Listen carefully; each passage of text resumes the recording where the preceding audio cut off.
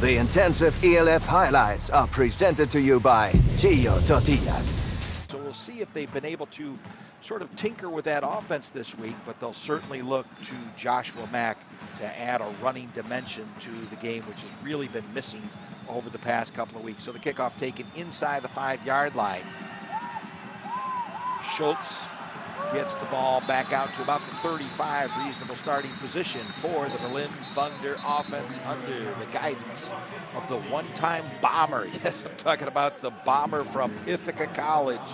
Joe Germanario still holds the record in the GFL for most yards total offense in a game, well over 600 yards last year. This is a quarterback who can also run. Joe Germanario, big fellow, well put together, and has absolutely no problem whatsoever picking up yards himself if needed. Has a number of scoring touchdowns to his name in addition to his passing touchdowns. Germanario opens things up with a long ball over the eastern sideline. It is caught outside the 40-yard line, and now turning up upfield is Robin Vilcek, and Vilcek down to the 10-yard line. Well, talk about the bomber. So Crawford flanking Germanario in the backfield. Touchdown, Thunder. Well, it didn't take him long. And we talked about Robbie Kendall, but keep an eye on David Insignon, who had made a big impression on the CFL at their combine, but was unable to hang on with the team. Pick up yards with his own 2 feet. Rolls out of the pocket this time to the eastern side of the field. Frisch is now QB1 of record. He'll throw the ball on the screen to Joshua Mack, and the Mack attack is back in the end zone. Well, we wondered what the addition of Joshua Mack would mean for the Cologne Centurions offense. And there's your early answer. So far, it's been one big positive. Call at the 47-yard line as Germanario gets back to work, throws the ball over the near sideline, caught and taken down at the 21-yard line is Robin Vilcek, and he is absolutely running amok in that Cologne Centurion backfield. That's not the way they taught him to defend that pass back at Sport Park Sloten, where the Amsterdam Crusaders taught that young man how to play football.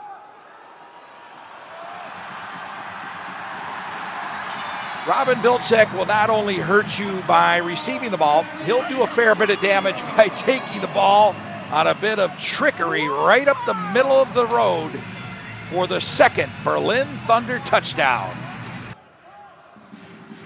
Snap of the ball from the 48-yard line. Fish gives the ball. No, he didn't. He kept it himself, and boy, that has really been an effective play. We've seen it now twice. Speaks with Joshua Mack, but you'd have to almost assume that he's going to be throwing the ball to pick up the next set of downs. Well, that was an interesting play. Look at Joshua Mack. Mack snaking his way upfield, and oh boy, this is a wrinkle the Berlin Thunder were hoping they wouldn't have to contend with. Crawford comes across the formation, resets, and makes himself available. Frisch under pressure and sacked. And on 4th and 14, Jens Appelt will be called upon to kick the ball out of the hands of Justin Schlesinger for a field goal attempt. Well, Appelt drills the ball between the Torstange.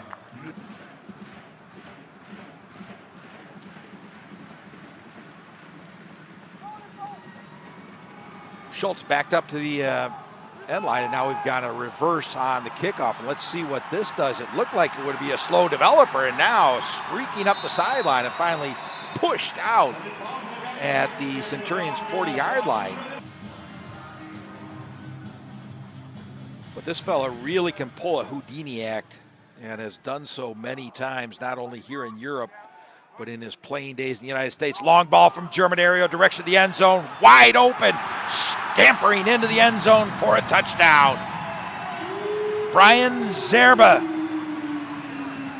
makes his presence felt here in the Jan Stadion. For now, the Berlin Thunder concentrating on their own problems. Loose ball in the offensive backfield. Centurions say they have it. Centurions do have it.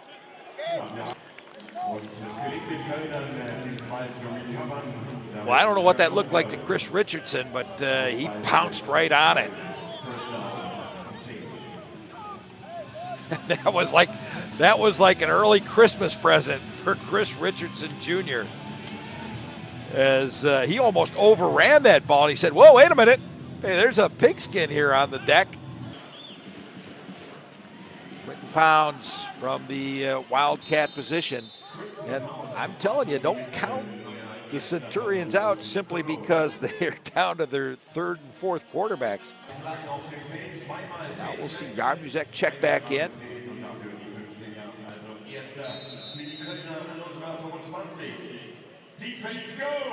Pressed into service after the injury to Alexander Frisch. Quentin Pounds, yep, he's going to throw the ball. He's got plenty of time to do it.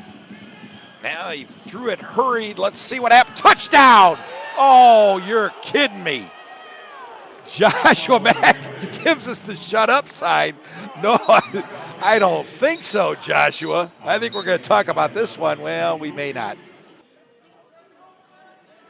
Joe Germanario has a minute left to see if he can't bring things back into to the Berlin Thunder in terms of momentum from Crawford. And a 37-yard field goal from Jens Oppelt for Cologne. Brian Zerba, 53-yarder from Germanario. And Mack, a 25-yard pass, and that's how we get to 18-15. And Germanario looking for more, and he's got it! Touchdown, Thunder!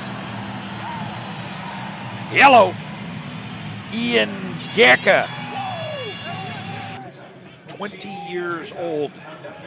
Alexander Frisch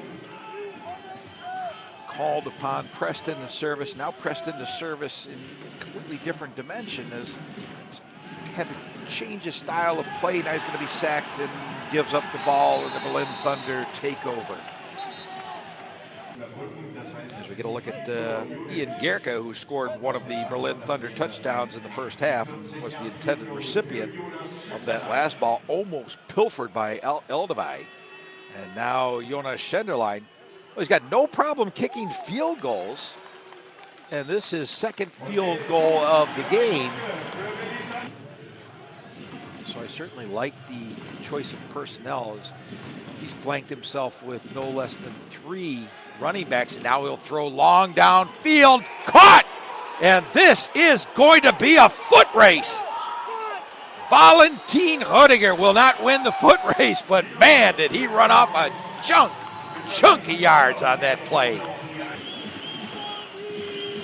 Pounds with Mack next to him. This time he'll give the ball to the new Centurion running back, and on second effort, he falls forward into the end zone. They need a signal from an official, and there, finally coming from the wing official, is the touchdown indication. And this Centurions offense, which is playing besides themselves and just making it up as they go along. This is almost playground football. Quentin Pounds slings the ball upfield. That's what I was talking about. The danger playground football is this. And an interception. Fun to watch him play back at Ithaca. Just a real gamer. Speaking of gamers, speaking of second effort, there's Jock Crawford.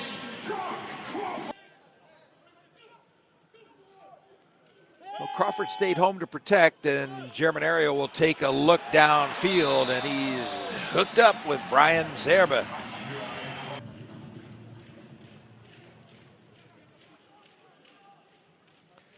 Germanario getting things set up as he likes them. He's going to keep Crawford in the backfield for good measure. He'll come out and make himself available as an outlet. Germanario, good runner of the ball. Not going down easy or too soon. Anyway, first and goal from the 1-yard line. Jock Crawford buries his head and buries the ball in the end zone. Berlin Thunder touchdown. Somebody's going to have to be the hero for the offense. Now, It's not going to happen on that play, and Pounds nearly lost the ball. He may have. I think this is all kind of after the fact. So Schenderline is once again true and fair on the field goal. Good looking field goal. All the latest dealings and goings on around the league as we get ourselves ready for the final weeks of this season and the playoff race. Centurions managed to jump on and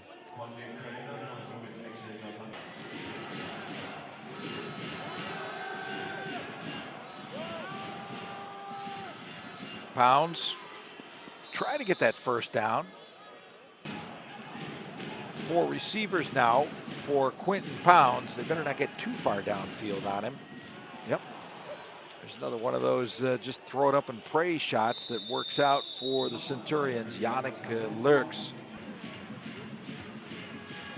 Quentin Pounds looking for an opening. He may have to try to run it in. He will. Oh, goodness.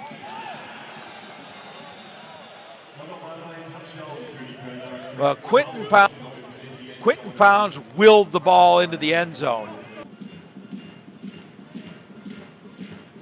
And the ball will be kneeled out. And the final 4 seconds will disappear from the stadium clock.